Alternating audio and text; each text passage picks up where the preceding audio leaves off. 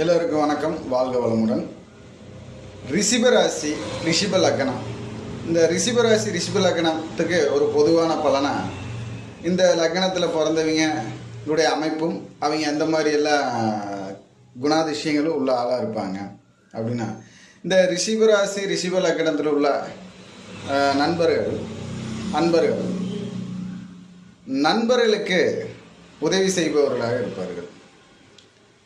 கலை சம்பந்தப்பட்ட, இசை சம்பந்தப்பட்ட, நம்ம பேச்சு சம்பந்தப்பட்ட எல்லா விஷயங்களிலும் ஒரு மேடை பேச்சாளராக இருப்பாங்க, பாட்டு பாடுறவங்களாக இருப்பாங்க, ஒவ்வொரு மியூசிக் இன்ஸ்ட்ருமெண்ட்டும் அதாவது வாத்தியங்களும் உபயோகப்படுத்துகிற ஆளாக இருப்பாங்க.